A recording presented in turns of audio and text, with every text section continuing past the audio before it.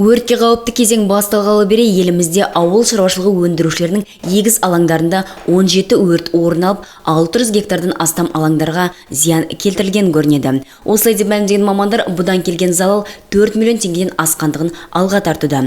Бұл тұрғыда мұндай келеңсіз жайттар өрт кезінде бақылаудың болмауы салдарынан тілсіз жау орман және ауыл шаруашылығы алқаптарына тарап, оттың едәуір қашықтықтарға таралуына әкеп соқтырған. Ал бұған ауыл шаруашылығы кәсіпорындарының басшылары шөп өсімдіктерін жағу бойынша жұмыстарды жүргізу кезінде өрт қауіпсіздік ережелерін бұзу сеп болуы мүмкін. Ақмола облысы аумағында өрт жағдайы ерекше алаңдаушылық тудыруда. Өйткені 55 гектар алаңда 30 орман өрті және 202 гектарда 58 шөп жанды. Табиғи өрттің соңғы резонанстық жағдайы Бурабай ауданында тіркелді. 19 шілдеде Жеке Батыр тауының шыңында құрғақ шөп пен орман өрттенді. Соның нәтижесінде 0,33 гектардан астам аумақта орман төсеніші зақымдалды.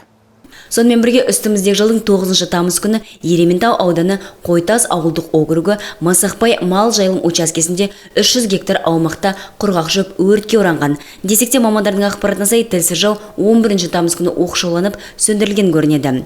Степногорск аймағының аумағында 15 гектар алқапта құрғақ шөптің 3 жануы тіркелді. Тексеру іс-шараларын жүргізу барысында Қазақстан Республикасының әкімшілік құқық бұзушылық кодексінің 336 бабына сәйкес 2 жеке тұлға әкімшілік жауапкершілікке тартылды.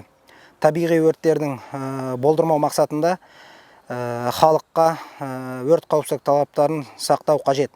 Жанып жатқан сіріңкені, темекіні, түтікшелерін ыстық күлді тастауға жол берілмейді. Бөлінген орман учаскелерінде ағаш кесу қалдықтары мен дайындалған сүрек бар кеспе ағаштарда, қураған шөптерде бар жерлерде, сондай-ақ ағаштардың шарбасының астында от жағуға тыйым салынады. Шыны ыдысты өзімен бірге ала кету керек. Себебі күн сәулесі шыны арқылы өтіп, құрғақ шөптің жануын келтіруі мүмкін.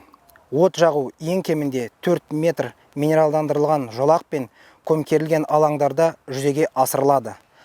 Алау жер мен мұқият себіледі, немесе ағу толық тоқтатылғанға дейін су құйылады. Төтенше жағдайлар қызметкерлері алдағы уақытта егін жинауға дайындық кезеңі бастау алатын ескере келе, қауіпсіздік ережелеріне сай өртке қарсы автокөліктердің жарамдылығын тексеруге кеңес береді.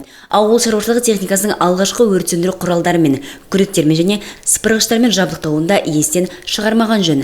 Сондай-ақ ені 4 метрден кем емес дала және орман алқаптарына іргелес елді мекендер мен автомобиль, темір жолдар бойында алдын ала жырту жүргізу қажет. Егер табиғи өрт пайда болса, өртке қарсы қызмет 101 немесе 112 телефондар арқылы дереу хабарласу шарт.